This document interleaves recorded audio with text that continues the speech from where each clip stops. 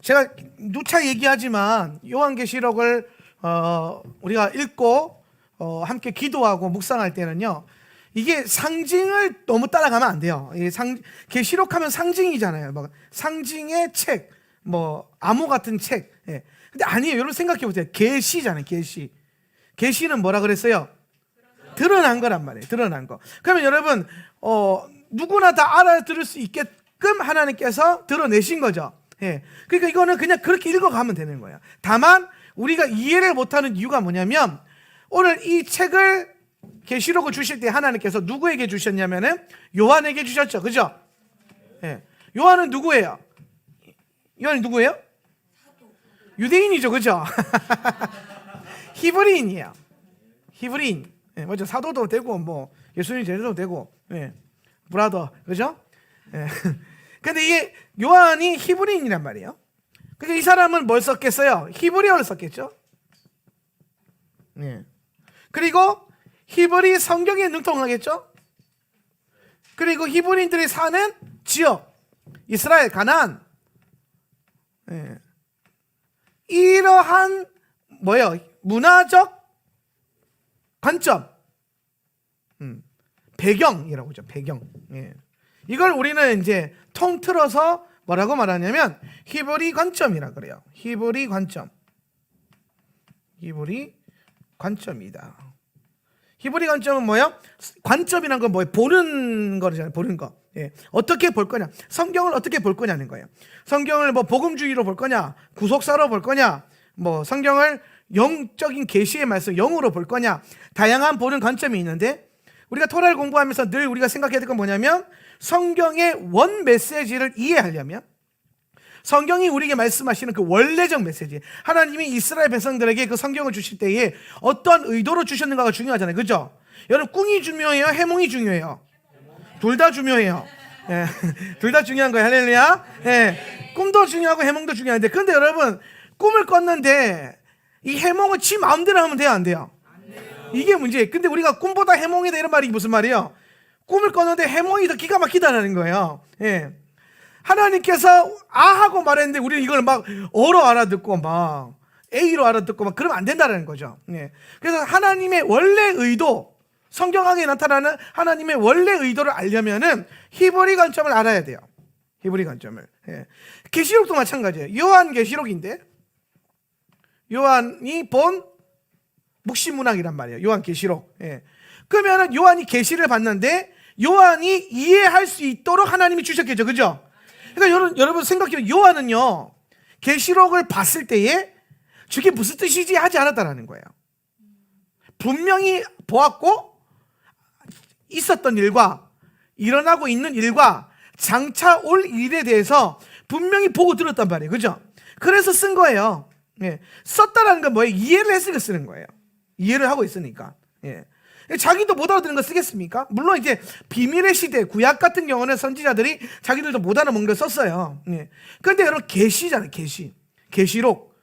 그가 분명히 본 것, 어떻게 되는지. 그러니까 이건 여러분 상징도 아니고 어떠한 징조도 아니고, 이거는 분명히 그 요한이 본 그대로, 요한이 설명하는 그대로 나올 건데, 중요한 건 요한이 이걸 설명할 때에 히브리인이기 때문에 히브리 관점으로 설명을 했다는 거예요. 그러니까 우리가 이 요한이 그렇게 준 이 성경을 제대로 이해하려면 히브리 관점과 히브리 성경과 가나안의 지형적 특징을 알아야 성경을, 요한계시록의 본래 의도를 우리가 파악할 수 있다는 거예요. 그걸 모르니까 자꾸 이거 엉뚱한 데 갖다 대는 거예요. 엉뚱한 데. 예. 우리가 이제 대표적으로 큰 음녀와 바벨론을 교회 역사 가운데서 카톨릭과 교황으로 이렇게 해석을 많이 해왔단 말이에요. 카톨릭과 교황으로. 예. 근데 생각해 보세요. 요한이 있었을 때 카톨릭과 교황이 있었어요, 없었어요? 물론 요한 시대에도 카톨릭 교회는 없었지만은 뭐 혼합주의는 있었겠죠. 예. 근데 카톨릭 교회는 없었단 말이에요. 그러니까 지금 하나님께서 뭔가를 요한에게 보여주실 때에는 요한이 살고 있는 이 중동의 테두리, 고대 근동의 이 문화적 배경 아래서 이해할 수 있도록 주셨다는 거예요. 예. 그래서 제가 이제 저도 역시 뭐 바벨론, 뭐 카톨릭, 음료, 교황. 예. 근데 이게 아주 틀린 말은 아니에요. 이게 아주 틀린 말은 아니에요. 왜냐하면은 이 성경 계시록에서 말하는 이 바벨론 시스템과 음료의 행위들을 카톨릭과 교황이 많이 해요. 많이 해요. 예. 근데 진짜는 이 중동 지역, 특별히 이 무슬림권과 특별히 이스라엘 안에서, 예, 이스라엘 안에서, 예. 여러분 짐승이 속이는 말을 하고, 짐승이 오늘 첫 번째는 종교 지도자, 첫 번째는 정치 지도자죠. 큰 짐승이 두 짐승이 있는데, 첫 번째 짐승은 정치적인 힘과 권세를 갖고 있는 리더십을 갖고 있는 지도자가 있고, 두 번째 짐승은 뭐냐면은 종교 지도자예요. 막 기적과 이적을 나타내는 사람들이 다 넘어간단 말이에요. 배교하고. 예. 그럼 여러분 생각해 보세요. 머리 빡빡 같은 스님이 나와가지고 기적을 행한다고 여러분 넘어가겠어요? 안 넘어가겠죠, 그죠? 그런 정신 나간 성도들이 있으면 안 돼요. 중이 앞에서 무슨 기적을 일으키든 무슨 난리를 부리든 그건 딱 봐도 귀신이 행하는 거잖아요, 그죠? 우리 이게 이해가 돼요. 네. 근데 여러분 생각해 보세요.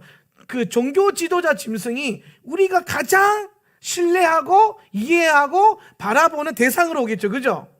그게 마지막 때에는 제가 봤을 때는 그 자칭 유대인과 사단을 해서 나올 가능성이 굉장히 높다. 네. 이것도 가봐야 아는 문제다라고 본다면 그런 거지만은, 제가 아무리 봐도 제대로 속아 넘어가려면은, 계시록에서 계속 예수님이 강조하는 게 뭐냐면 자칭 유대인들을 경계해라. 자칭 유대인들, 가짜 유대인들. 그리고 사단의 회당은 회당인데 적그리스도를 섬기는 사단의 회당을 경계해라. 그리고 그것들 경계한 교회들을 축복했죠, 그죠? 그런 걸 볼 때에 이 적그리스도 짐승의 이 지도자 같은 사람은 아마도 무슬림 아니면 이스라엘 유대인들 중에 하나가 나오지 않을까. 저는 예전에는 목사라고 생각을 했어요. 좀 카리스마틱한 목사, 목회자, 막 성령 사역하고 능력 나타내는 그런 목회자. 근데 이제 요새 뭐 목사님들 인기 없잖아요, 코로나 때문에. 별로 존중도 못 받고. 뭐 보니까 딱 흐름이 딱 맞아 떨어져 가요.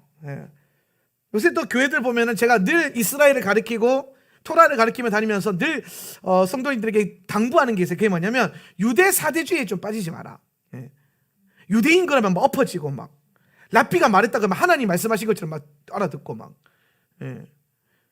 되게 그런 분들이 되게 많아요, 이스라엘 유대인 사람들 중에서. 하나님께서는 우리에게 권위 있는 하나님 말씀을 주셨죠, 그죠? 그러니까 다만 이 권위 있는 말씀을 오늘 바울이 말하는 것처럼 유대인들은 그 토라를 맡았고, 그들의 나옴이 토라를 맡은 거잖아요, 그죠? 그렇기 때문에 이 토라 안에 흐르고 있는 이 언약 신학과 예수와에 대한 분명한 이 메시아닉적인 신학을 잘 봐요. 그건 맞아요. 그렇다고 해서 그들이 무조건적으로 옳은 건 아니라는 거예요. 저는 제가 만난 메시아닉 랍비들이나 유대인들 중에서 좀 성경 안에 흐르고 있는 하나님의 진리와 좀 안 맞는 얘기를 하는 분들 되게 많이 만났어요. 그래서 깨달았어요. 저도 옛날에는 막 유대인 지나가면 막 괜히 설레고, 막 이스라엘 가면 괜히 뭉클하고, 지나가는 막 담배 피는 유대인을 봐도 막 은혜가 받고 막 그랬거든요. 중국에 내가 재작년인가 중국 중국인 청년들을 제가 강의를 하러 갔어요. 중국인 청년 한 20-30명 모여가지고 제가 이스라엘 강의를 하러 갔는데, 그 리더가 와서 저한테 그러는 거예요. 목사님이 건강한 이스라엘을 알려줘야 된다는 거예요. 왜 그러냐 그러니까 그 친구들 중에 몇몇 친구들 중국의 사람들 진짜 실제로 그렇대요. 유대인들 옷깃만 스쳐도 병이 난다고 믿는 사람들이 있대요. 그 정도로 이제 이 유대 사대주의가 이스라엘을 사랑하는 마음도 알겠고 유대인의 회복에서 기도하는 마음도 알겠는데, 이게 좀 뭐하냐, 너무 과한 거예요. 오늘 우리가 하나님께서 우리에게 주신 부르심은 유대인을 상전으로 받들어 모셔라가 아니에요. 오늘 유대인과 이방인의 원수된 담을 주께서 허물었으니까 하나 되라 그러셨죠. 한 몸을 이루라 그러신 거예요. 한 몸을. 이 시스템 안에서 우리는 성경의 원리를 발견할 수 있는 거예요. 그래서 요즘에 교회들의 행태를 보면은 유대인 이스라엘 그러면은 이제 뭐 일단은 뭐 앞뒤 재지 않고 무조건 오케이 뭐 하는 말이에요. 무조건 오케이. 분별하셔야 돼요. 제가 봤을 때 분별. 이런 흐름 타기 시작하고 이게 열리기 시작하면은 이제 거기서 나오는 거죠. 사단은 굉장히 교활합니다. 여러분이 알고 있는 뻔한 그것으로 오지 않아요. 뒤통수 딱 맞는 걸로 온다는 거예요. 그러나 성경 안에 우리가 분명히 보게 되는 게 뭐냐면은 이 제3성전이 반드시 세워질 것이고 제3성전이 세워지면 그 보좌에 누가 앉는다 그랬어요? 짐승에 가증한 것들이 앉을 것이다. 여러분, 우리 제3성전 세워지면 여러분 보러 갈 거 아닙니까? 그죠? 안 보러 갈 거야. 보러 갈 거야, 나는. 나는 보러 갈 건데, 같이 따라가려면 따라가고. 얼마나 신기해요. 성전을 지었다는데. 성전 연구소만 가도 신기하던데, 그 연구소에 있는 거 실제로 지었다고 생각해 보세요. 나는 돈 10만 원 내고 받아야 볼 거예요, 나는. 그런데 그 보고 나오면서 저는 엄청 경계할 거예요. 왜냐하면 그 보좌에 적그리스도가 앉을 거라고 다니엘 때부터 예언하셨어요. 그리고 데살로니가 후서에서도 한 번 더 사도의 입을 통해서 언급하셨어요. 짐승에 가증한 것들이 설 것이다라는 거예요. 그리고 여러분이 지금 보고 있는 오늘 계시록 11장 있죠? 이 11장에서 드디어 이제 뭐가 나오냐면은 1절 한번 읽어볼까요? 그리고 내게 막대기 같은, 시작. 또 내게 막대기 같은 갈대 측량자를 주며 말하였다. 일어나서 하나님의 성전과 제단과 그 안에서 경배하는 사람들을 재어보아라. 드디어 이제 뭐가 나옵니까? 성전과, 하나님의 성전과, 그 다음에 2절, 그러나, 시작. 그러나 성전의 바깥들은 내버려 두어 측량하지 마라. 그것은 이방 나라들에게 주어진 것이다. 그들이 그 거룩한 성을 42개월 동안 짓밟을 것이다. 자, 지금 이제 이 11장은 허물어진 성전이 아니고 회복된 성전을 보고 지금 이제 요한이 환상을 보는 거예요. 성전의 회복을 본 거예요. 성전의 회복을. 그러니까 지금 이 계시록 11장은 제3성전이 세워지고 난 이후의 일들을 보여준 거예요. 제3성전이 세워지고 난 이후. 그래서 하나님께서 달아보셔가지고 오늘 제3성전 안에, 그 시스템 안에서 신앙생활을 하고 있지만 그 영 안에서 하나님의 성전에 들어가서 살아계신 하나님, 짐승이 아니라 하나님을 예배하려고 하는 진정한 하늘 성전을 섬기고 예수님을 섬기고 있는 예배자들을 하나님께서 따로 구별하시겠다라는 거예요. 그러니까 여러분, 제3성전이 세워진 이때가 되면은 교회가 둘로 쪼개진다, 이 생각하시면 돼요. 교회가 언더그라운드 처치와 눈에 보이는 교회로 분명하게 쪼개지는 시즌은 지금이 아니에요. 지금이 아니에요. 요때 이게 딱 갈라지면서 눈에 보이는 성전이 아니라 눈에 보이지 않는 하나님의 성전, 하늘 성전을 그걸 누리고 거기서 예배하고 있는 예배자들을 주님께서 측량하시는 거예요. 소유로 삼으시는 거죠. 그리고 이 반대되는 개념으로 2절에서 뭐라고 말씀하셨냐면 성전에 바깥들이 있어요. 그죠? 이 바깥들은 뭐 하지 마라? 측량하지 마라. 그러니까 이거는 하나님의 것으로 하나님께서 내 것으로 여기지 않겠다라는 거야. 바깥들은. 그럼 여러분, 이 바깥들은 뭐예요? 눈에 보이는 성전을 말하는 거예요. 이게 지금 여러분 딱 보면은 하나님의 성전과 성전의 바깥들이잖아요. 그죠? 요거 두 개는 뭐냐면 성전이신 예수 그리스도를 섬기는 하늘 성전을 섬기며 예수님을 예배하는 예배자들과 그 성전을 섬기는 사람들과 그리고 성전 바깥들, 이건 뭐냐면 눈에 보이는 이 제3성전 시스템과 눈에 보이는 교회 처치 시스템을 살아가는 사람들을 하나님께서 구별하시겠다 이 말이에요. 측량하셔서. 아마 그런 것도 있을 수 있어요. 요 사이를 왔다 갔다 하는 사람들. 눈에 보이는 교회를 다니지만 제3성전을 이스라엘을 지면은 제3성전에서 들어가 제사를 드리지만 그 중심에는 예수와를 온전히 모셔드리고 예수와를 따르고 있는 중도이 왔다 갔다 하고 있는 사람들도 있을 거란 말이에요. 그리고 완전히 여기에만 올인해 있는 성도들도 있을 거고, 그리고 완전히 여기에 매여 있는 사람도 있을 거고. 우리가 여러분 이 개념이 복음주의에서 봤을 땐 왔다 갔다 하는 사람들이 다 변질자 막 이렇게 더러운 이렇게 되잖아요. 그죠? 근데 우리가 이완 성회사님 모시고 무슬림에 대한 강의를 들었죠. 그거 하면서 여러분 눈에 뭐가 빡 하고 열린 게 하나 있잖아요. 이맘인데 무슬림을 버리고 목사가 된 이맘이 있고, 이맘인데 예수님을 믿는 이맘이 모스크를 섬기는데, 여전히 모스크에서 이맘으로 활동하고 있는데 그 알라를 예수님으로 받아들여서 무슬림들에게 그 일을 행하고 있는 하나님의 사람이 있죠.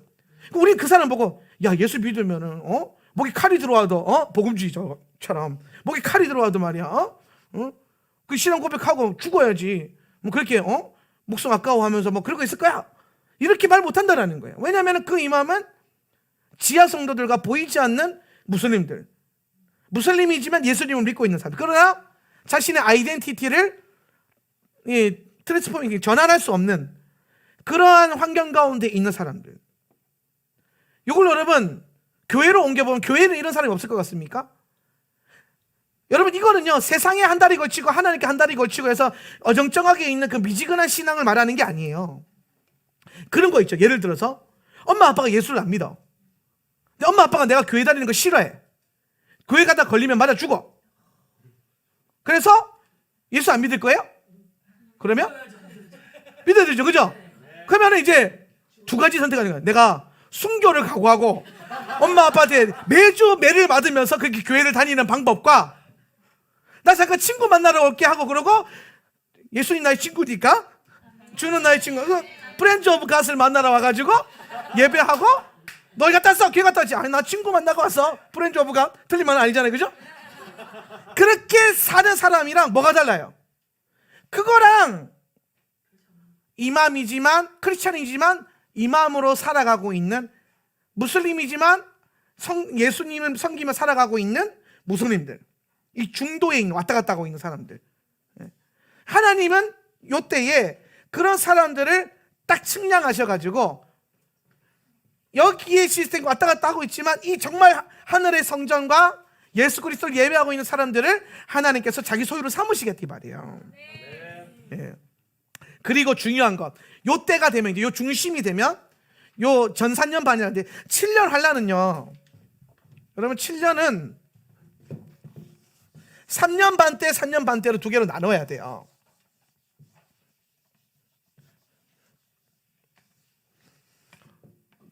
(7년) 대환란은 전 3년 반 그리고 후 3년 반, 이 합쳐져서 7년이거든요. 예. 지금 여러분 요한계시록 11장은 이 전 4년 반에 대한 얘기를 하고 있는 거예요.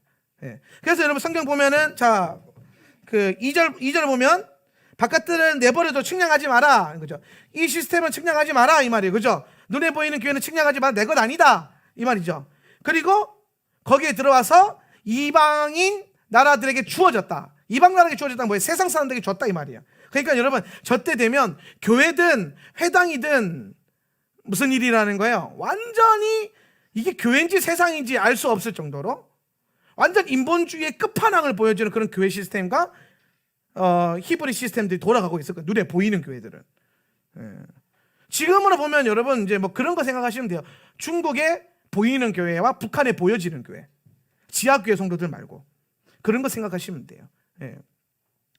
그런데 그들이 그 거룩한 성을, 그러니까 이 그 하나님 그 교회와 성전과 왔다 갔다 하면서 이거 결국에 사실 이거 성전만 봐야 돼요. 교회는 제가 여러분의 이해를 돕기 위해서 설명을 하는 거고, 계시록은 지금 예루살렘과 이스라엘과 유대인에 대한 얘기를 하고 있어요. 11장부터는 예. 포커스가 딱 거기에 맞춰져 있거든요. 그러면은 저 거룩한 성 예루살렘을 이제 저 성전을 원수들과 이방인 세상이 지 마음대로 찢고 뽑고 원수가 밟을 수 있는 그때를 몇 개월 주냐면 42개월을 준단 말이에요. 42개월. 42개월을 년으로 바꾸면 뭐예요? 3년 반. 3년 반. 이 전 3년 반 동안 원수가 성전에서 그 적그리스도가 성전에서 영광 받을 수 있도록 허락하시는 겁니다. 그리고 요 일이 일어날 때에 주님께서 요 전 3년 반에 요 전 3년 반 요 짐승이 성전 그 예루살렘 제3성전에 앉아가지고 사람들을 막 타락시키고 배교시키고 있는 요 때에 하나님께서 누구를 세우시냐면은 두 증인을 세우시는 거예요. 두 증인 많이 들어봤죠, 그죠? 예, 항상 계시록은 두 증인 때문에 말이 많아요. 예, 조금만 능력 나타나면 저 사람이 두 증인이다, 막 이런 얘기 많이 나오잖아요, 그죠? 예. 근데 여러분 두 증인은요 개인일 수도 있어요. 제가 보기로는 이제 박정희 목사님은 개인으로 보시더라고요. 개인. 진짜 그런 사람 딱 하나 정말 그 두 사람을 하나 세워서 그 일을 하게 하실 거다. 예. 여러분 이 두 증인은요 계시록 11장이 나오기 전에 앞서서 어디에서 먼저 언급되냐면은 스가랴서 4장에서부터 언급이 돼요. 써놓으세요. 스가랴 4장. 스가랴 4장. 예. 스가랴 4장 한번 마지막 절 한번 한번 읽어봅시다. 이르되 이는 시작. 이르되 이는 기름 부음 받은 자 둘이니 온 세상의 주 앞에 서 있는 자니라 하더라. 이제 마지막 절인데 이제 이는 이 두 사람은 이제 기름 부음 받은 자 둘이고 온 세상의 주 앞에 서 있는 자다. 이제 세상을 섬기는 사람이다. 세상에서 하나님을 섬기기 위해서 주님이 주신 두 사람이 있다. 이 얘기를 스가랴서 4장 마지막 절에 하고 이 앞절에 보면은 그 얘기가 나와요. 두 올리브 나무와 두 금초대. 예. 그거를 이제 스가랴가 환상으로 봐요. 저 두 올리브 나무가 뭡니까? 저 금초대가 뭘 상징합니까? 그랬더니 하나님께서 저건 이제 수룹바벨의 사역을 의미하는 거야. 수룹바벨과 여호수아를 의미하는 거야. 얘기하시고 그 둘이 이 나중에 그 하나님을 섬기는 기름 부음 받은 두 사람이 될 거야. 요 얘기를 스가랴서에서 4장에서 먼저 해요. 그리고 나서 계시록에 와서 지금 하나님으로부터 요한이 다시 그걸 보고 듣는 거예요. 예. 계시록 11장 4절에 보면 두 증인에 대해서 설명하는데 이들은 시작. 이들은 이 땅에 주님 앞에 서 있는 두 올리브 나무와 두 등잔대다. 예. 요게 지금 스가랴 4장에서 설명했던 그 두 올리브 나무와 두 등잔대란 말이에요. 요거는 두 증인을 설명하는 거고. 예. 이 두 증인이 이 전산년 반의 엄청난 짐승의 적그리스도 시스템 가운데서 하나님을 섬기기 위해서 복음을 선포하고 하나님을 섬기기 위해서 쓰임받는 이 증인들인데, 예. 근데 이거를 개인으로 볼 거냐 아니면은 어떤 사역과 단체로 볼 거냐라는 이제 그 기로에 서 있는데, 개인으로 보는 것에 대해서 틀렸다라고 말하는 거는 좀 우리가 계시록을 또 너무 우리의 신학과 색깔로 보는 거다. 메시지가 중요하니까. 그런데 저는 개인적으로 이제 만약에 여러분 다른 분들이 가르치는데 개인으로 본다 그러면 그냥 그렇게 알아듣으시면 돼요. 아, 저 사람은 개인으로 보구나. 그런데 하우나 세터 처치를 담임하고 있는 한명진 목사님은 다르게 본다는 거죠. 두 증인을 하나님 뭐라고 하셨냐면 두 올리브 나무와 두 금초대라 그랬어요. 예. 그럼 여러분 제가 늘 성경을 해석할 때에 여러분에게 알려드린 게 있어요. 성경은 뭐로 해석한다? 성경으로 해석한다. 그죠? 예. 성경은 성경으로 해석해야 된다. 그게 제일 정확하다 그랬어요. 예. 그럼 여러분 두 올리브 나무, 자, 두 금초대. 자, 일단 먼저 금초대 한번 풀어봅시다. 자, 금초대, 메노라, 저건 뭘 상징한다 그랬어요? 일곱 교회를 상징한다 그랬죠. 이게 계시록 1장 이미 나왔잖아요. 이 메노라에 대한 신비는 이미 1장부터 풀어놨어요. 그럼 여러분 금초대가 하나면 교회고 두 개면 뭐예요? 교회와 이스라엘을 의미하는 거예요. 이스라엘. 교회와 이스라엘. 이해되십니까? 교회와 이스라엘, 금초대. 예. 결국에는 이건 뭘 말하냐면은 이방인 교회와 메시아닉 교회들을 의미하는 거다는 거예요. 메시아닉 교회를. 예. 금초대. 촛대는 교회를 상징하는 거고 그 교회는 두 개면 하나는 우리가 보고 있는 7교회 중에 하나고 하나는 메시아닉 교회를 의미하는 거다. 교회 그것밖에 없으니까. 그렇죠? 예. 그리고 두 올리브 나무가 두 개죠. 그죠? 자, 올리브 나무는 성경에서 뭘 상징해요? 로마서로 가야 돼요. 이거는 로마서를 보면 감람나무, 돌감람나무와 참감람나무 비유 기억나세요? 네. 예, 참 올리브나무와 그 야생 올리브나무. 예. 그래서 참 감람나무는 뭘 상징했어요? 이스라엘을 상징한다고 했어요. 그죠? 이스라엘. 예. 그 다음에 돌감람나무는 뭘 상징했어요?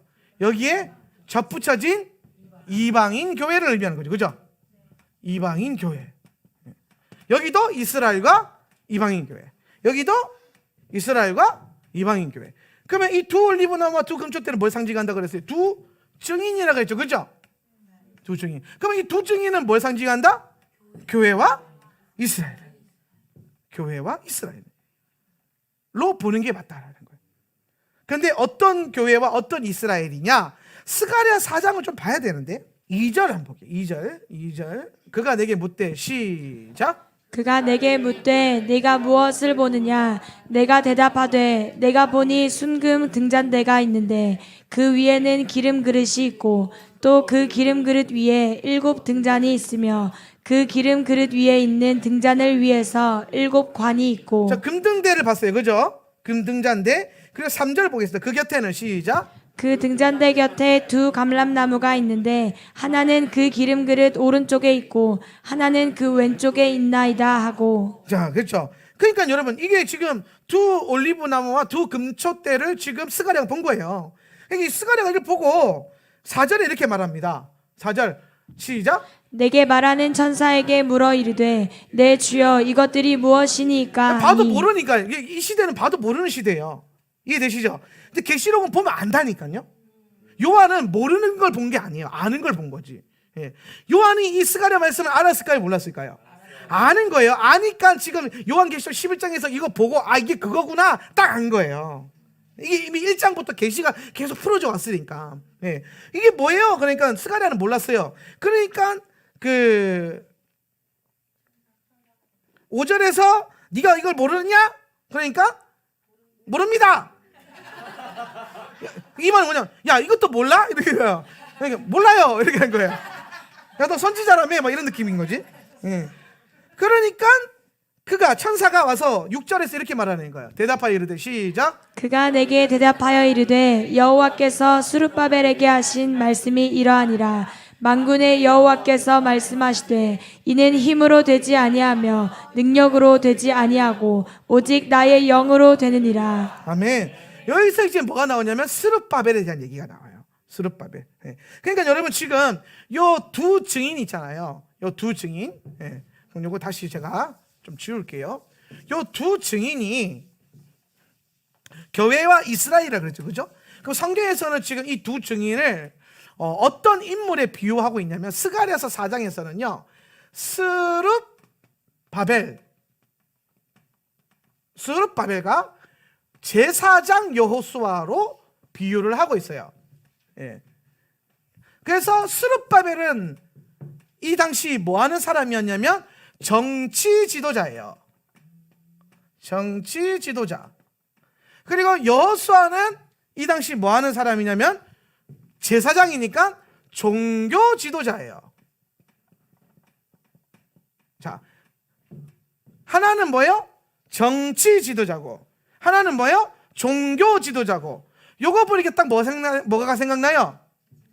2 짐승 시스템도 똑같아요. 그죠? 첫 번째 짐승은 뭐예요? 정치 지도자고 2번째 짐승은 뭐예요? 종교 지도자란 말이에요. 그러니까 이 세상에서 하나님의 정치 지도자와 종교 지도자의 권세가 있고 그 다음에 요거를 사단이 모방한 2 짐승이 있던 거예요. 요거를 모방한 시스템이에요. 계시록은 마지막 때는 사단은 모방을 하잖아요. 그죠? 뭘 하기 위해서? 미혹을 하기 위해서. 예. 여러분 첫 번째 이럴 때 흰말 타고 난다고 하죠. 그죠? 말 타고 흰말 탄다고 왔어요. 그 사람들이 그걸 보고 와 예수님 오셨다 하고 눈 뒤집어지는 거예요. 성경 모르는 사람은 눈 뒤집어지는 거야. 근데 말씀에 보니까 이제 우리 딱 알잖아요. 야 허벅지 잘 봐봐. 허벅지 충성과 지식인다 봐봐. 말이에요. 야 그리고 야 관 봐봐. 관이 하나인지 왕관 10개인지 한번 봐봐. 말이에요. 야 활 들었는지 검 들었는지 한번 확인해봐. 그런데 이걸 모르면은 힘만 타고 오면 예수 그리스도 거의 다 넘어가는 거야 막. 그런데 여러분 마지막 때에 여러분 이 말씀 모르는 사람이 얼마나 많아요. 여러분 그냥 여러분이야 계속 제 밑에서 공부를 하고 함께 공부했으니까 알지. 나가서 교회 여러분 주변에 다른 교회 다니는 친구들한테 물어보면 야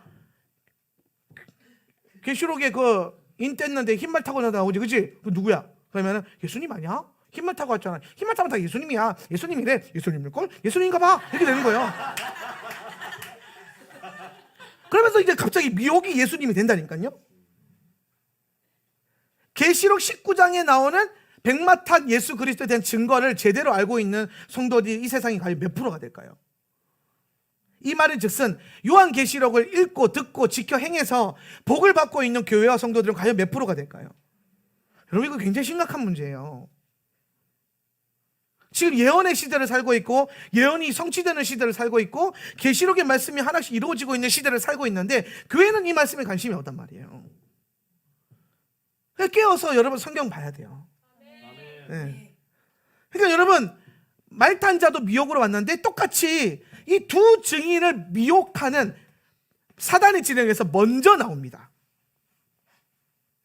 3년 반 때 시작하고 난 다음에 그 다음에 두 증인이 나오잖아요. 그죠? 먼저 이 미혹 시스템 먼저 나오고 그 다음에 진짜가 나오는 거예요. 네. 그러면 여러분 앞에 있는 두 증인 같은 그 지도자들이 혹은 뭐 교회와 그런 어떤 선교 운동들이 이게 정말 계시록에 나오는 하나님의 때에 그리스도 신부의 것인가 아닌가를 구별하려면 요한계시록과 토라의 말씀을 분명히 여러분이 알고 분별할 수 있어야 된다는 겁니다. 예.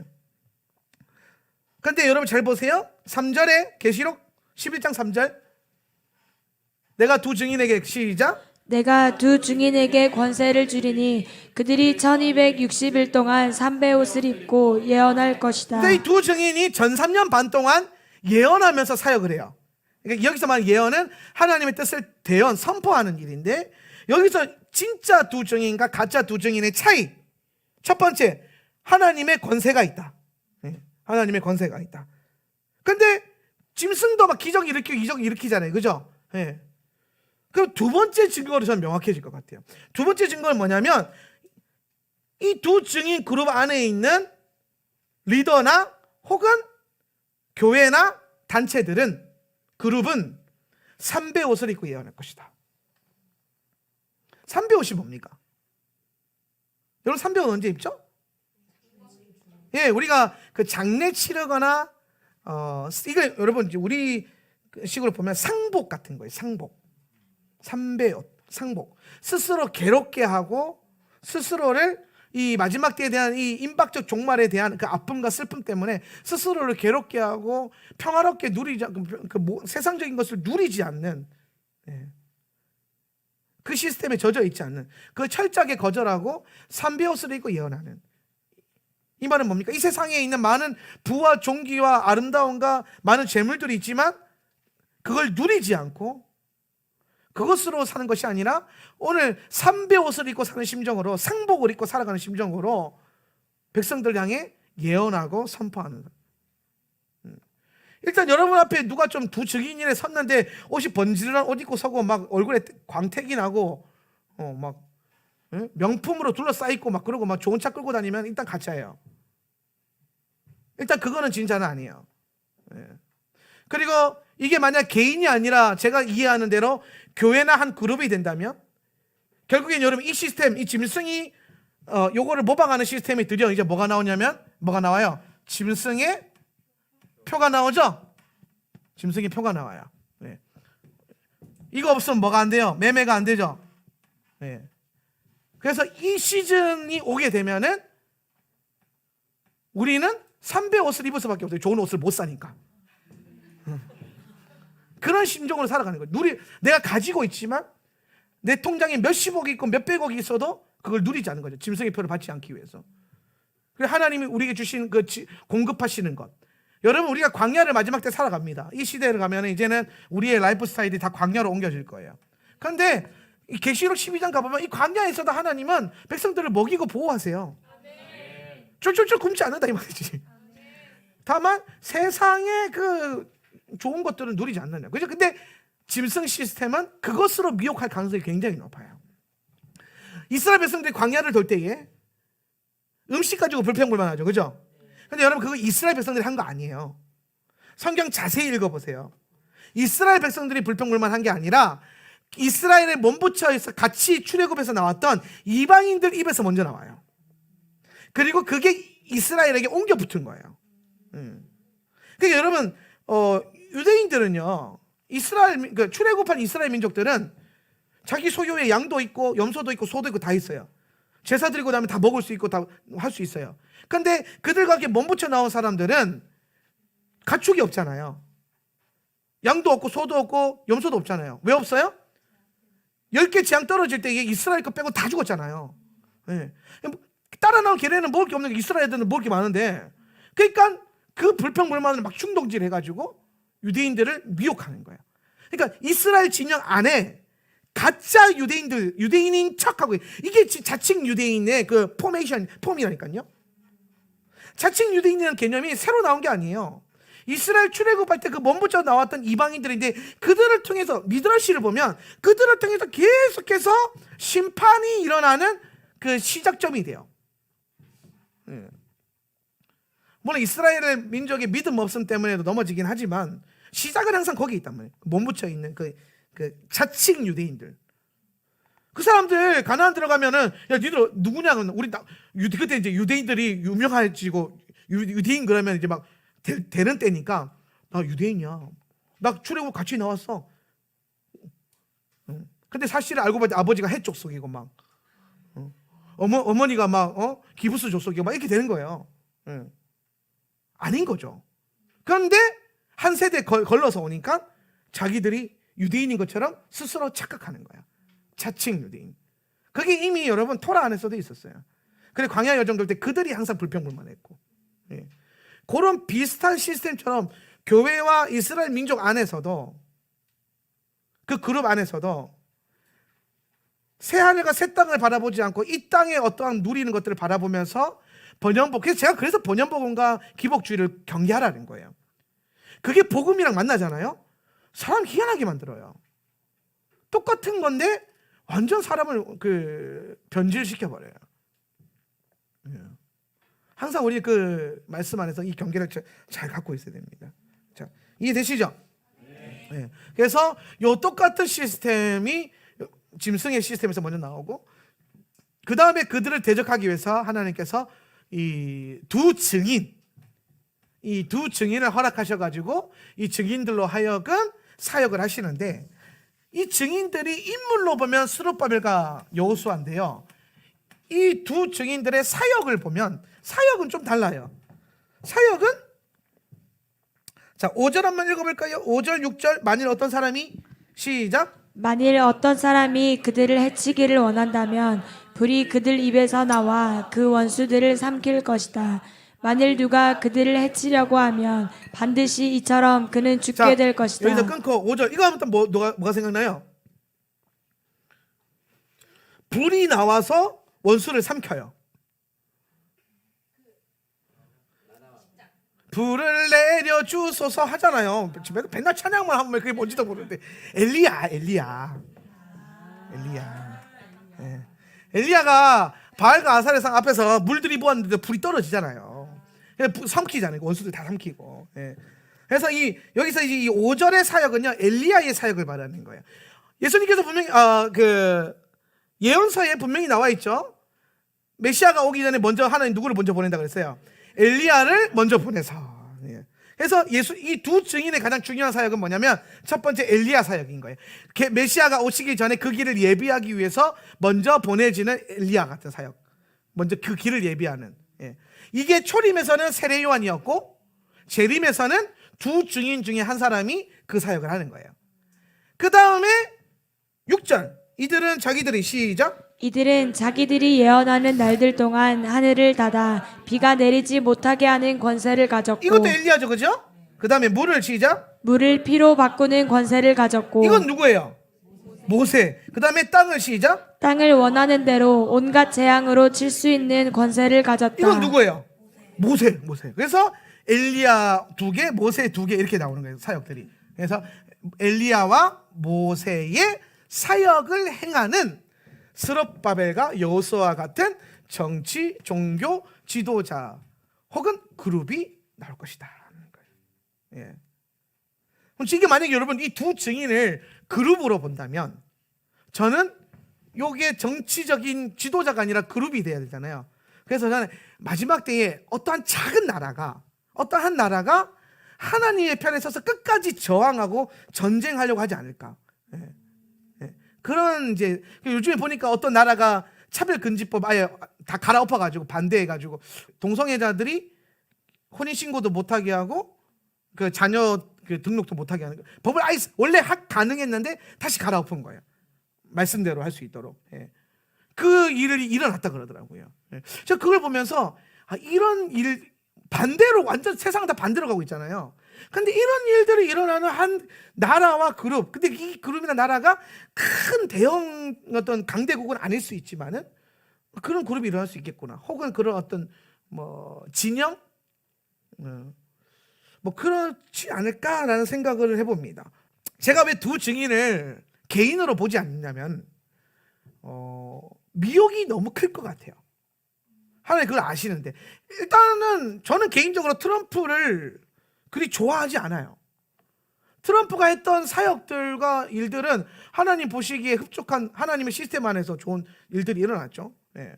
그런데 사람들이 갑자기 트럼프가 하나님의 사람으로 프레임을 만들어서 트럼프가 하는 건 다 오라 이런 식으로 또 진영을 몰고 가는 거야.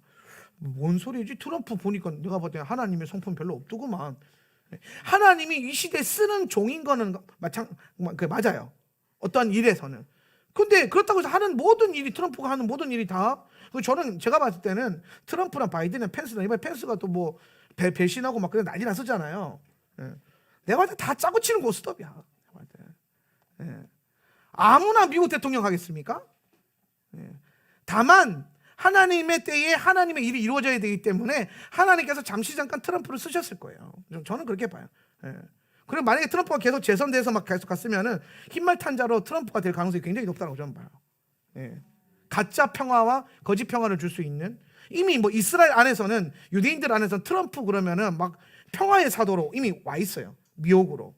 제가 그 현상을 보고 이거 약간 위험할 수 있겠다 이 생각을 했었거든요. 성경 보면 여러분 진영 안 따라가요. 유튜브 보지 마세요. 성경 좀 보고. 유튜브 보다 보면 유튜브에서 해석하고 판단하는 거, 그리고 거기에 구독자 많이 늘어나고 막 그러면은 자극적이고 재밌으면 그거 다 넘어가거든요. 성경이 훨씬 더 정확해요. 말씀으로 분별하세요. 예. 저는 그래서 이제 제 주변에 많은 목사님이 트럼프 재선 된다라고 예언할 때 좀 그랬어요. 가봐야 안다고 항상. 항상 그 목사님 되게 신기하게 저보고, 아니 마지막 때를 가리키고 이스라엘을 가리키고 예언을 하는 목사님이 어떻게 트럼프를 그렇게 불신할 수 있냐고. 그러니까 네가 진짜로 하나님의 영으로 사역하다 보면 트럼프 사람을 신뢰할 수는 없다 우리가. 여러분 이게 여러분에게 오해가 되지 않았으면 좋겠는 말씀. 근데 꼭 여러분에게 하고 싶은 말이었어요.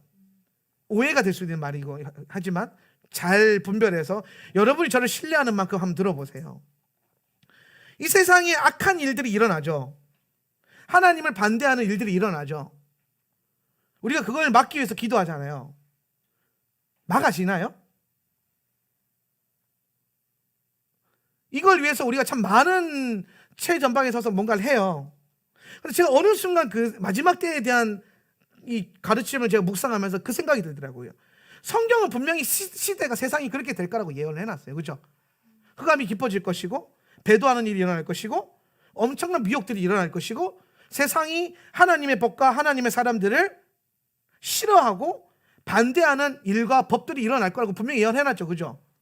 그럼 여러분, 지금 우리의 삶 가운데 그런 일이 일어나고 있는 거는 하나님의 뜻이 이루어지고 있는 거 아닙니까? 그게 와야 되지 않나요? 그래야 예수님이 오시잖아요. 그거를 우리가 막아서고 반대한다고 기도하는 게 옳을까요? 아니면 그 상황에서 하나님의 뜻이 이루어지게 해달라고 기도하는 게 옳을까요? 고민 한번 해봐야 돼요. 저는 제가 그렇다고 해서 광화문이나 어디 시청 앞이나 도청 앞에서 피켓 들고 기도하고 시위하시는 분들을 제가 폄하하거나 틀렸다라고 말하는 게 아니에요. 제가 이것 때문에 오해하지 말라는 거예요. 그들이 틀린 게 아닐 수 있어요. 부르심은 다를 수 있으니까.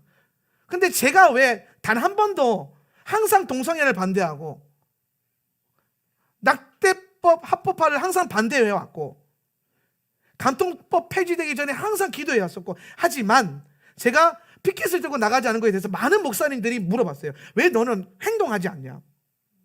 왜 너는 행동하지 않는 크리스천은 죽은 크리스천이야, 막 그런 거 저한테 나보고 죽은 크리스천이래. 그래도 저는 그냥 무시했어요. 왜냐하면 성경을 보니까 그런 일이 일어나야 돼요. 그걸 우리가 이끌어갈 필요는 없어요. 그걸 우리가 일으킬 필요도 없어요. 그런데 성경 안에서 일어난다고 하는 그 일들을 우리가 막아서고 회방할 일도 또 아니더라고요. 반대하죠. 당연히 반대하죠. 동성애 당연히 반대하죠. 북한 성도들 인권 문제 당연히 우리가 도와줘야죠. 그런데 그거를 반대하는 기도가 옳은지, 아니면 시대를 분별하면서 오늘 그 시대 가운데 어떻게 주님의 뜻이 이루어지게 하기 위해서 우리가 기도하고 준비할 것인가 하는 거, 이거는 다른 문제라는 거예요. 동성애 합법화 될까요? 안 될까요? 되겠죠. 될 겁니다. 그런 시대가 올 거예요. 그걸 왜 할 수 있습니까? 예수님께서 그러셨잖아요. 마지막 때는 노아의 때와 같다고. 노아의 때가 동성애의 극점이 달했던 시대예요. 미드라시 보니까 그 시대는 동물들도, 이 영이 완전 비틀어져가지고 동물들도 동성애를 했대요. 유대 정책이 나와요. 근데 그런 시대가 온다라는 거예요. 소돔과 고모라 같은 시대가 온다라는 거예요. 이미 왔죠. 어떤 면에서는. 우리는 그걸 따르지 않습니다. 옳죠? 그죠? 우리는 그 길을 걸어가지 않습니다. 당연히 옳은 거예요. 우리 자녀들에게 그게 죄고 악이라는 것을 가르치는 것은 옳은 거예요. 그런데 하나님, 동성애법을 막아주세요라고 기도하는 거는 옳을 수도 있고 아닐 수도 있다는 거예요. 왜냐하면 성경은 그 일이 일어날 것이라고 예언했기 때문에. 어떤 면에서는 그 일어나야 되는 거고, 우리는 그 가운데서도 우리 믿음을 지켜야 되는 거라는 말이에요. 동성애가 합법화되어 있는 세상에서도 우리는 그걸 반대하고 우리는 그 길을 걸어가지 않는 게 우리의 포지션이에요. 하나님의 나라는 우리나라 헌법을 바꾼다고 해서 오는 나라가 아니에요. 하나님의 나라는 이 땅이 엄청난 짐승의 시스템으로 해서 도저히 소망이 없고 이 땅은 더 이상 방법이 없다. 그럴 때 예수께서 오셔서 싹 깔아엎고 시작하는 게 하나님 나라예요. 그 싹 깔아엎는 과정이 7년 환란의 때에 있고, 그 앞에 있는 점산년 반은 가장 극심한 배도와 가장 극심한 미혹의 때, 정부와 종교조차도 이 흐름을 타고 완전 비틀어지는 그런 시대. 그런데 그 가운데서도 그게 옳기 때문에 그걸 허용하는 게 아니에요, 여러분. 우리는 그 시대에 이 두 증인과 같이 이 사역을 할 수 있어야 된다는 거예요. 그러니까 여러분, 이게 같은 거 같은데 다를 수 있어요. 같은 거 같은데 다를 수 있는 이유가 뭐냐면, 트럼프가 재선이 안 됐을 때에 좌절했던 사람들이 있죠. 그럼 틀린 거예요. 박근혜 대통령이 탄핵됐을 때에 너무 실망해서 막 교회도 안 나오고 이런 사람도 있었거든요. 그게 틀린 거예요. 하나님 주권 안에 있다면서, 이 세상이. 하나님 섭리 가운데 있다면서요. 원수가 이겼어요? 아니요, 여러분. 예수님은 2000년, 아니 태초부터 지금까지 계속 이겨오시고 있어요. 계속 이겨왔어요. 트럼프가 대통령이 되든 박근혜가 대통령이 되든 동성애가 합법화가 되든 안 되든 상관없이 예수님은 계속 이기고 있어요. 그런데 우리의 정치적인 포지션과 우리의 인본주의적인 포지션 때문에 예수님이 진 것처럼, 교회가 진 것처럼, 교회가 기도 안 해서 진 것처럼, 아니요. 일어나야 할 일들이 일어나고 있는 거고, 우린 그 안에서 하나님을 신뢰함으로 그런 환경이지만 내 믿음 지키면서 걷는 거예요. 타협하지 않고. 이거 여러분 잘못 들으면 되게 오해할 수 있어요. 저 목사는 왜 저래? 막 이럴 수 있어요. 그러니까 제가 딴 데 가서는 이 설교는 안 해요. 딴 데 가서는 여러분, 딴 데 가서는 이런 얘기 못 하죠. 나를 모르니까. 알아도 지금 마음이 뭐 힘들 수 있는 판에. 근데 왜 힘들어요? 일어나야 될 일이 일어나는 건데, 그 시대가 올 거라고 성경이 말했는데, 여러분 혹시 하나님이 일어나야 된다고 하는 그 말씀을 여러분 보기에 안 좋은 것이 일어나는 게 힘든 거예요, 그러면. 그럼 여러분이 원하는 방식대로 하나님이 일 안 하셨기 때문에 힘든 거예요. 그게 힘들다면. 내가 원하는 대로 하나님이 역사 안 했기 때문에 힘든 거라고. 그건 여러분의 문제예요. 우리가 기도하죠. 근데 응답이 안 됐어요. 그럼 어떻게 해야 됩니까? 감사해야 돼요. 할렐루야 해야 돼요. 여러분, 우리가 기도 안 했어요? 동성애 합법화 되지 말라고 기도 안 했습니까? 했어요. 낙태법 폐지 그거 하나님 어린 영혼들 지켜달라고 기도했고 우리 다 같이 가서 영화도 봤잖아요. 제가 소리를 안 냈으니까 방송 다 타고 나가는데 소리 내고 있어요. 그런데도 세상은 일어날 거예요. 여러분의 믿음을 고백하는 거랑 세상이 바뀌는 거랑 달라요. 이 세상은 예수님이 오셔야 바뀌는 거고, 흑암처럼 어두워져도 예수님의 의도대로 흘러가고 있는 거예요. 항상 예수님에게는 계획이 있어요. 여러분이 그 예수님의 계획이라고요. 근데 여러분이 예수님의 계획과 상관없이 살면 안 된다는 거예요.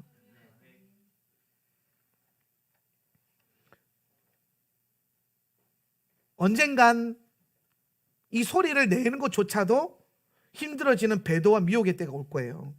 그때 사수하세요. 여러분의 목소리를, 여러분의 신앙을. 계시록의 말씀을 늘 보면서 이 두 증인의 삶을 바라보면서 극심한 미혹의 때, 전 3년 반 때에 하나님께서 측량하셔서 영의 사람들, 아까 스가랴서 4장에서 이는 힘도 아니고 능도 아니고 오직 여호와의 영으로 되느니라. 할렐루야. 여기에 비밀이 있어요. 우린 자꾸 하나님의 일을 하기 위해서 힘과 능력을 달라고 그래요. 아니에요. 어떤 권력이 필요한 것도 아니고 어떤 행정력이 필요한 것도 아닙니다. 여러분에게는 성령이 필요해요. 스룹바벨의 영이 부어져서 오늘 큰 산을 향해서 영으로 선포할 수 있는 그 믿음이 필요한 거지, 여러분의 능력 없음과 여러분의 힘이 없음 때문에 하나님 나라가 오지 않고 있다고 생각하면 안 돼요. 하나님 나라는 계속해서 오고 있어요. 하나님의 사람, 다만 그 하나님의 일들을 볼 수 있는 눈을 가진 사람만 그걸 보는 거예요. 지금 하나님 나라가 오고 있구나. 여러분, 세상이 죄로 가득하고 있는데 우리는 뭐라고 합니까? 하나님 오실 때 가까웠구나. 이거 볼 수 있잖아요. 오히려 그걸 알잖아요. 우리 패배했구나 이게 아니잖아요. 아, 주님 곧 오시겠다. 상태가 이 지경인데 이제 오실 때 됐다. 오셔서 다루셔야 된다. 더 이상 소망이 없다. 이렇게 되는 거죠. 그걸 호용하고 받아들이라는 게 절대로 아니에요. 그런데 여러분, 분리해서 볼 필요가 있다는 거예요. 무슨 말인지 이해하셨죠? 이거 이해 안 되면 안 되는데.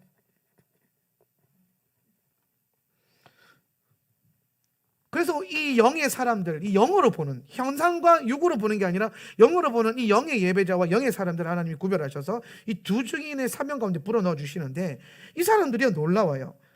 5절에 보니까 하나님 어떤 일을 행하시냐면, 누군가가 이들을 해치려고 하면 그들을 보호해 주시고, 오히려 하나님이 불을 떨어뜨리게 해줘가지고 하나님이 이러한 사람과 공동체를 완전히 지켜주세요. 근데 여러분, 이게 계속 그걸로 가는 게 아니에요.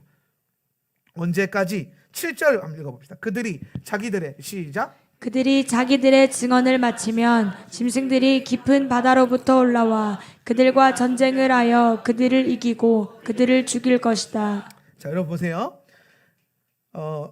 그들이, 두 증인들이죠. 이들이 자기들의 증언을 마치면, 증인된 사역을 마치면, 3년 반 때의 사역을 마치면 짐승들이 깊은 바다에서부터 올라와 그들과 전쟁을 하여, 이제 전쟁의 때가 오는 겁니다. 전쟁을 하여 그들을 이기고 그들을 죽일 것이다.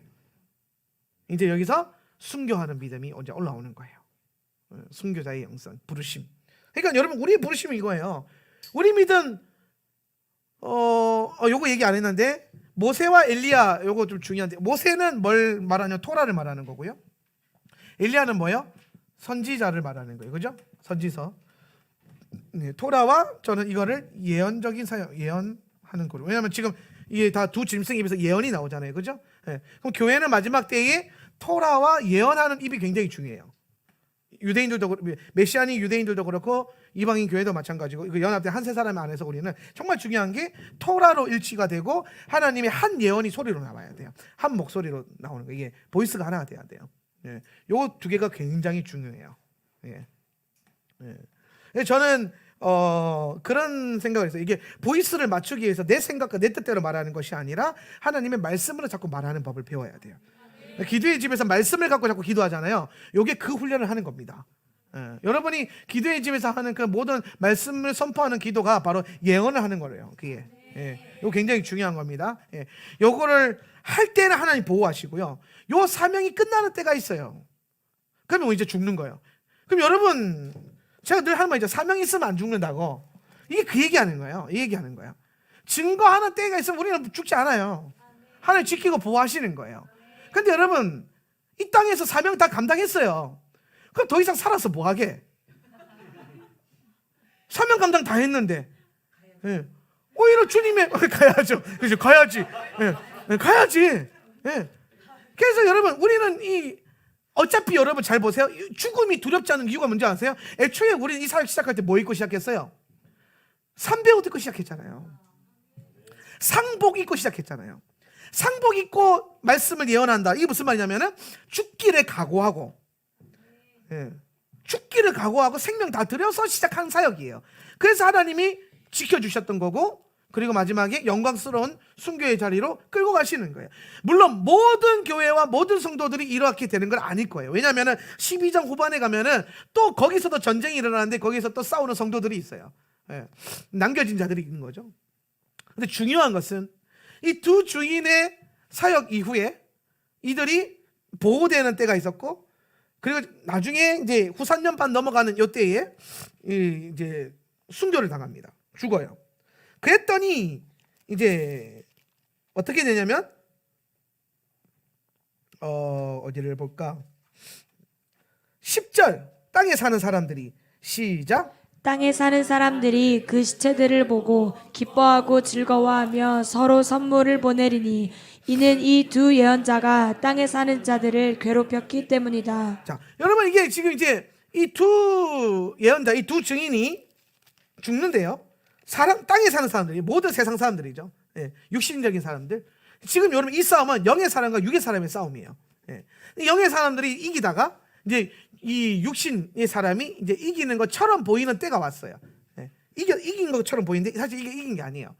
여러분 흰말탄 자가 미혹하면서 오지만 이기고 이기려고 하였더라. 그 기억나세요? 이기고 이기려고 하였다는 건 뭐냐면 이긴 것 같지만 이기지 않았기 때문에 이기려고 하는 거예요. 이해되십니까? 예. 그러니까 오늘 이것도 마찬가지예요.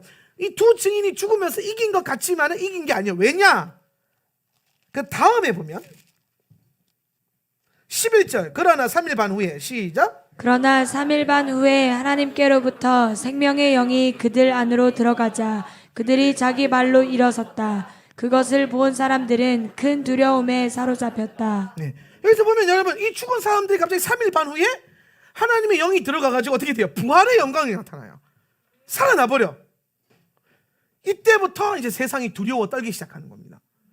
그리고 그 다음에 놀라운 일이 일어나죠. 12절 그리고 그들은 시작. 그리고 그들은 하늘로부터 자기들에게 말하는 큰 소리를 들었다. 이리로 올라오너라. 그들이 구름을 타고 하늘로 올라갔고 그들의 원수들은 그들을 바라보았다. 아멘. 자, 이 부활한 성도들을 하나님께서 이제 뭐 하시는 거예요? 하늘로 들러 올리는 거죠. 휴거하는 거예요. 네, 휴거하는 거예요. 네. 그래서 이 두 증인의 사역을 점산년 반이 아니라 후산년 반으로 보는 분들도 있어요.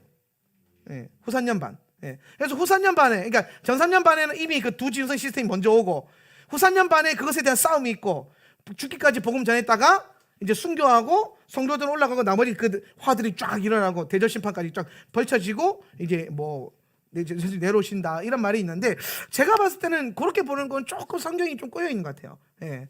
일단은 저는 제가 이해하는 바로는 점산년 반이 두 증인의 시스템의 때고, 예. 그런데 후산년 반에는 이제 이 짐승의 때가 완전히 무너지는 이 이제 재앙 일곱 대접 심판, 일곱 나팔 심판부터 일곱 대접 심판까지 쫙 물고 가는 요 타이밍이 이제 요 3년 반 때에 있을 거다. 그럼 그 중간 휴거가 되는 거죠, 그죠? 예, 이제 이 사람들은 이제 환란 중간 휴거가 나타나는 거예요. 예. 근데 이 환란 중간 휴거가 모든 교회와 모든 성도들에게 일어나는 거는 아니라 이 말인 거죠. 오늘 이 두 증인의 사명과 사역을 감당했던 사람들이 이 영광을 볼 것이고 그 남은 자들은 그 외에 그 사역을 하지 않고 남아있던 사람들은 그 뒤에 후산년 반의 때에 또 하나님의 일들이 있어요. 전쟁하고 대항하고 하는 그걸 위해서 남아질 것이다. 예. 이렇게 저는 일단은 이제 좀 넓게 보는 거죠. 예. 어떤 분들은 이걸 아예 그냥 이 중간에 다 올라갔다. 이게 휴거는 세 가지로 봐요. 총 환란 전 휴거, 환란 전에 교회가 다 올라간다. 예. 지금 보는 거죠. 환란 중간 휴거. 예. 이 전 3년 반 이때 이거 올라간다. 다 같이 올라갈 거다. 예. 그리고 그 환란 후 휴거 아니다. 이게 다 지나가고 요 뒤에 온다. 두 증인 사역이 요 뒤에 있다라고 보는 요 세 가지 흐름들이 있습니다. 근데 제가 성경을 봤을 때에는 두 증인의 사역이 전 3년 반에 있고 그 두 증인의 사역에 연합했던 영의 사람들만, 영적인 사람들, 그리고 또 그게 택함으로 될지 자원으로 될지는 모르겠어요. 그거는 그 부분에 대해서 나와 있지 않기 때문에 아무튼 이 그룹에 저는 개인적으로 이 그룹 안에 들기를 좀 원합니다. 여러분도 원하시나요? 그래서 저는 좀 멋있게 살다가 멋있게 죽고 멋있게 부활하고 멋있게 들림받고 그리고 멋있게 내려오는 거죠. 그런 일들이 일어날 것이다. 그리고 난 다음에 이제 후반부에 있는 큰 지진과 이제 두 번째 화가 지나고 세 번째 화가 시작이 되는 겁니다. 그래서 일곱 번째 나팔이 이제 울려 퍼지게 되는 겁니다. 7년 환란에 대한 그 가르침이 크게 보면 이제 이렇게 폭넓게 있어요. 그런데 뭐 환란 전이 오르냐, 중간이 오르냐, 후가 오르냐, 전 3년 반이냐, 후 3년 반이냐, 이거는 보는 각도와 포지션에 따라서 다른 것 같아요. 계시록은 거기에 매일 필요가 없어요. 이게 어디에 있다 저기에 있다 보는 게 아니라 중심 메시지가 중요한 거예요. 항상 제가 가르쳐요. 계시록의 핵심은 메시지라는 거예요. 메시지.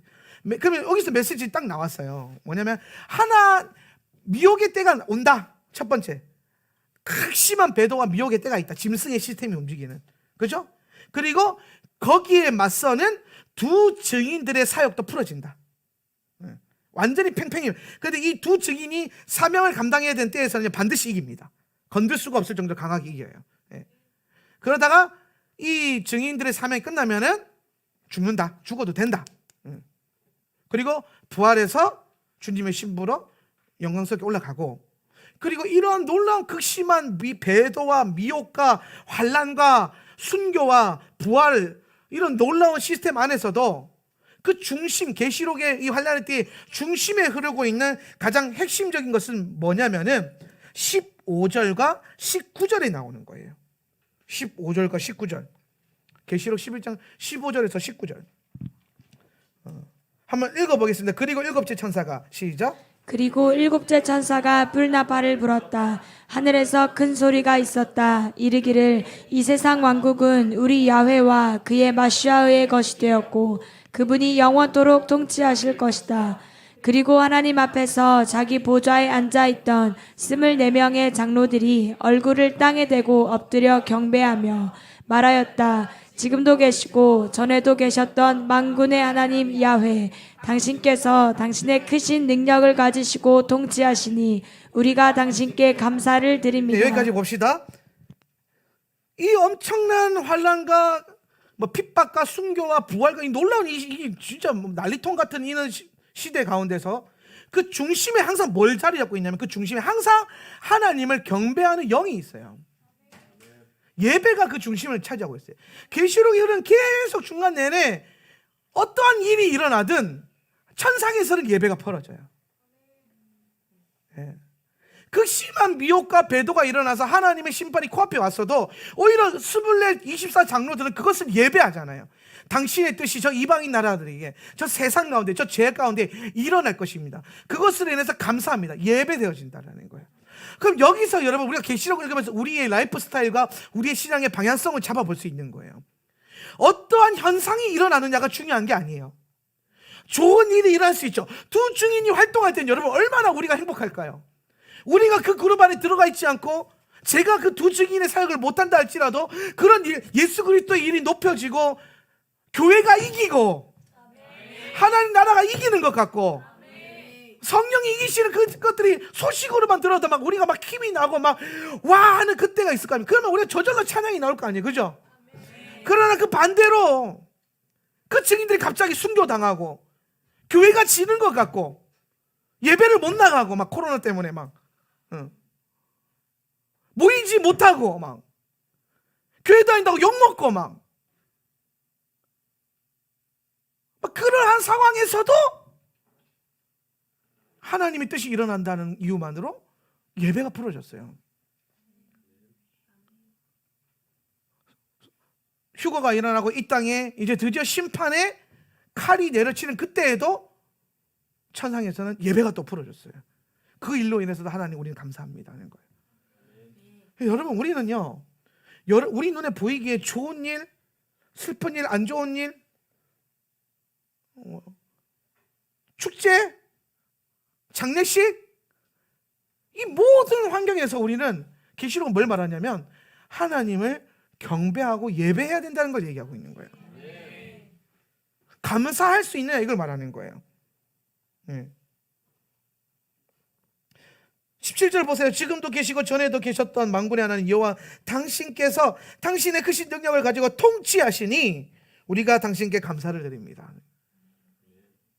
여러분, 지금 세상은 하나님이 다스리고 통치하고 하나님의 일로, 하나님의 계획으로 이루어가고 계세요. 원수가 이기는 것 같죠? 교회가 욕먹고 대안학교가 욕먹고, 기독교 대안학교가 어디 가서 한다 그러면 막 되게 지금 이제 막 쫄리는 상황이에요. 어디 가서 뭐 학교 자리 구하고 있는데 대안학교 할 겁니다 그러면 말하면 괜히 좀 안 줄 것 같고 막 그런 느낌이에요. 지금 상황이 그래요. 세상이 이기는 것 같죠? 그렇다고 해서 여러분 예배 드릴 맛이 안 나요? 내가 열심히 기도했어요. 하나님 동성애법 막아주세요. 기도했는데 동성애법 통과됐어. 에이씨, 나 예배 안 해. 천상은 그렇게 반응하지 않았다는 거예요. 천상의 예배자들은 그 순간에서도 그것이 하나님의 뜻을 이루신 것이었기 때문에 예배하고 감사했더라는 거예요. 그럼 여러분, 우리는 그걸 배워야 돼요. 내 뜻이 이루어지고 우리의 뜻이 이루어지고 우리 집단이 가지고 있는 어떤 가치관이 이루어지는 게 중요한 게 아니에요. 하나님의 뜻이 이루어지는 게 중요한 거예요. 그게 때로 우리의 가치관과 우리의 원한과 상관없는 방향으로 흘러간다 할지라도 괜찮아요. 뭐가 문제예요? 뭐가 문제예요?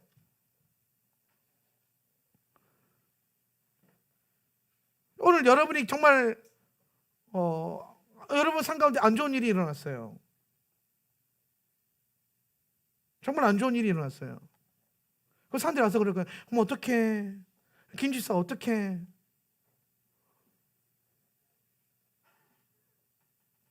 근데 여러분, 좀 고민이에요. 정말 그게 어떻게 할 일일까요? 그 순간에서도 하나님이 일하고 계시잖아요. 그것도 하나님이 허락하신 거잖아요. 내 아이가 대학이 떨어졌어요. 오 마이 갓.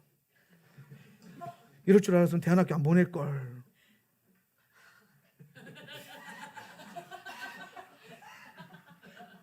일반 학교 갔다가 대학을 붙었을까요? 근데 여러분, 그게 중요한 게 아니에요. 어떻게 대학이 떨어져서 어떻게? 왜요? 하나님 여전히 이 아이를 산 가운데 일하고 계시는데? 그냥 대학이 떨어진 거잖아요.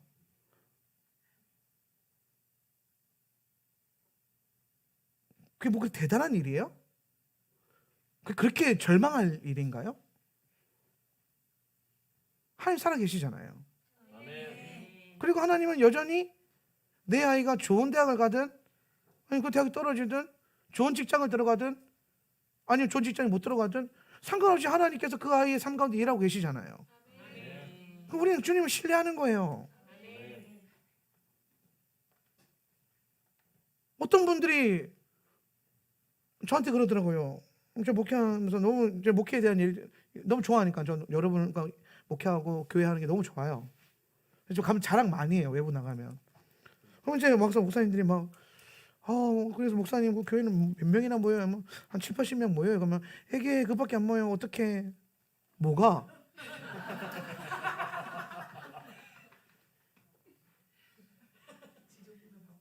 그게 뭐가 중요하죠? 하나님 우리와 함께 하시는데? 7, 80명, 7, 800명 되면, 아니면 뭐 7,000명, 8,000명 되면은 더 좋은가?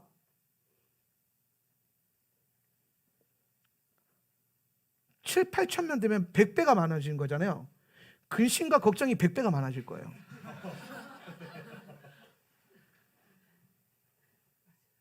전도자가 그러잖아요. 지식이 많은 사람은 지식이 많은 것 때문에 힘들고 가진 게 많은 사람은 가진 게 많은 것 때문에 힘들고, 그냥 하나님 주신 만큼. 여러분, 모든 상황을 하나님을 신뢰함으로 걸으셔야 돼요. 여러분 삶 가운데 여러분이 생각하지 못했던 어떤 안 좋은 일이나 어떤 당황스러운 일이나 힘든 일이 일어나도 괜찮아라고 할 수 있어야 돼요. 왜 괜찮냐면 하나님 함께 하시잖아요. 하나님이 여러분의 삶을 계속 경영해 가실 거잖아요. 그리고 경영해 오신 결과가 지금 여러분의 모습인 거잖아요. 그럼 뭐가 문제 있어요? 하나님이 10년 동안 저를 이곳에서 사용하셨고 그 결과 7, 80명의 성도라면 그게 뭐가 문제가 있어요? 완전 할렐루야 땡큐지. 뭐가 문제예요? 제가 10년을 사역했는데 7, 80명이 아니라 7, 8명이 있든 뭐가 문제예요? 하나님이 저를 쓰신 결과인데 제가 실망할 것도 아니고 제가 힘들어할 일도 아니에요.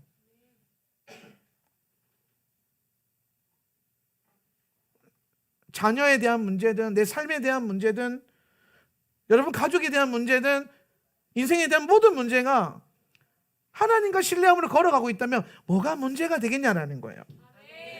그냥 여러분 문제는 하나예요. 내 뜻대로 되지 않은 것이 문제예요. 내가 원하는 대로 일어나지 않은 게 문제인 거죠. 그럼 하나님의 시즌과 마지막 때에 대한 패러다임과 일들도 마찬가지라는 거예요. 마지막 때니까 여러분 생각대로 다 막아지고 이 나라를 귀하고 복되게 쏘셔가지고 막 대한민국만 막 갑자기 배도를 안 하고 막 대한민국만 막 하나님 겁나 잘 믿고 대한민국만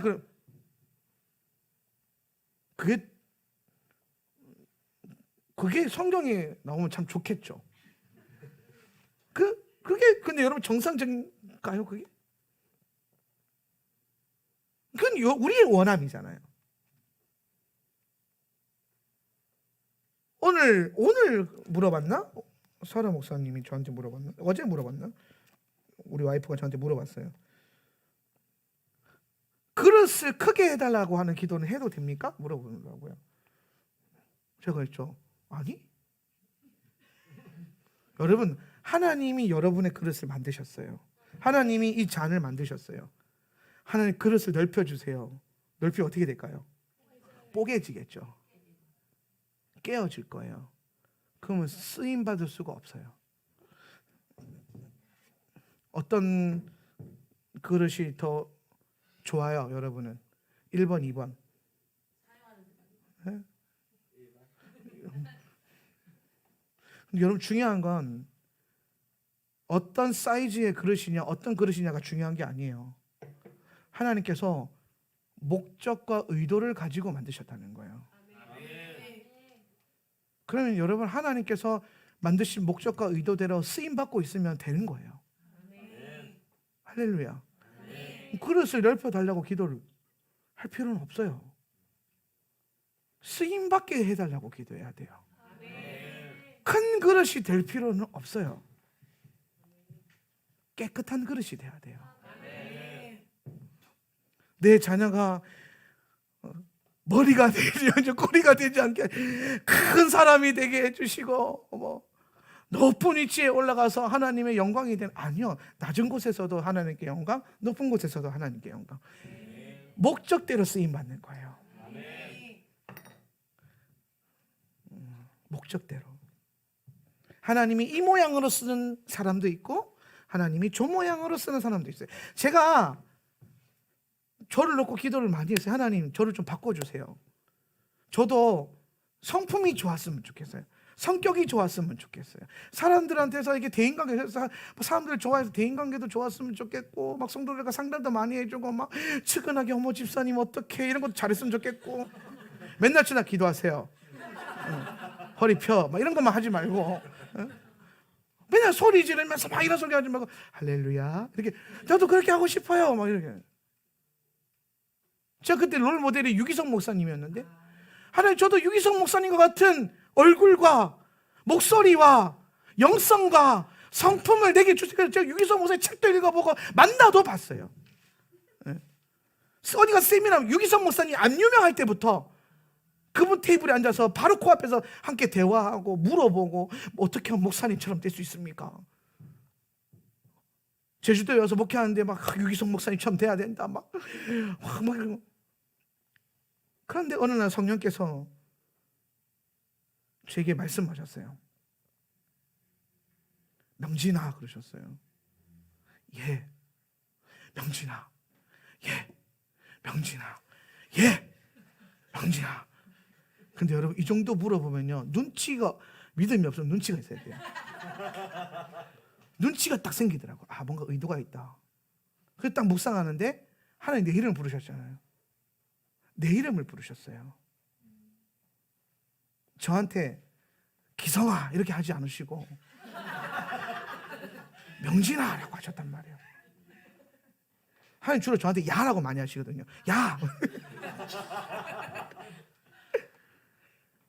제가 그러면서 나는 나대로 쓰임 받는 거고 유기성 목사님은 그분대로 쓰임 받는 거예요.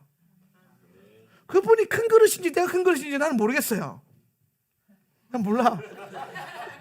재 보지 않아서 키는 제가 좀 작아요.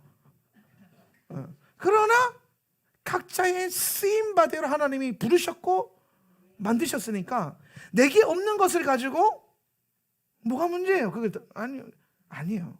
그냥 하나님을 신뢰함으로 걷는 거예요. 오늘 여러분의 자녀가 여러분이 원하는 대로 안 클 수 있어요. 근데 그게 뭐가 문제예요? 하나님이 원하시는 대로 크고 있는데.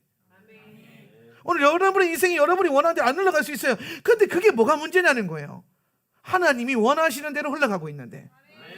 오늘 이 나라 이 민족이 세상이 여러분이 기도하는 대로 흘러가지 않을 수 있어요. 아멘 안 해요? 근데 그게 왜 문제예요?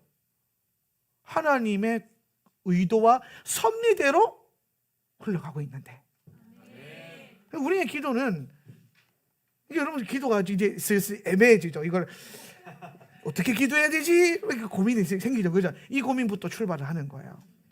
그러니까 우리는 다분히 우리의 목적과 우리가 판단하기에 옳은 것으로 기도했단 말이에요. 이제 우리의 기도는 하나님의 말씀에 다시 그러니까 말씀에서 주신 거는 해야죠. 기도해야죠. 당연히. 네. 불의한 것을 위해서 기도해야죠. 아멘? 오늘 동성애자들이 늘어 증가되고 이 땅이 변질되고 있는 것에 대해서 기도해야죠. 네. 의인의 간구가 있어야 되죠. 그런데 오늘 그 기도에 여러분의 기도에 하나님이 여러분이 원하는 대로 역사를 안 했다고 하시라도 틀린 건 아니라는 거예요. 그분은 계속 이기고 계세요. 이미 그분 다 이기셨어요. 다만 하나님의 뜻과 내 뜻이 다를 뿐이라는 거예요. 그러니까 제가 그때부터는 행동과 기도가 하나님께서 뭘 원하실까 이게 되는 거예요. 인본주의가 아니에요. 성경을 가지고 하나님이 뭘 위해 기도하라고 하셨는가, 어떤 일이 내게 올 것인가, 주어질 것인가. 세상은 더 악해질 거예요. 그걸 여러분이 막을 수는 없어요. 그런데 여러분, 우리는 그 악해진 세상에서 우리의 믿음을 지켜야 돼요. 그건 여러분이 해야 돼요. 비둘기처럼 순결해야 돼요. 그건 여러분이 해야 돼요. 뱀처럼 지혜로워야 돼요. 세상에 대해서. 그건 여러분이 해야 되는 거예요. 그건 하나님의 말씀 안에 우리가 해야 되는 것들이에요. 세상이 점점 악해지고 더러워지고 어두워지겠지만 우리는 그 어둠을 누리지는 않을 거예요. 우리는 세상이 우리에게 좋은 옷을 줄지라도 우리는 삼배 옷을 입는 거예요. 그러니까 애초에 죽음이 두렵지 않은 자들이에요. 상배 옷을. 여러분 기억하죠? 여러분의 영적인 정체성은 삼배 옷이에요. 상복 입은 신부.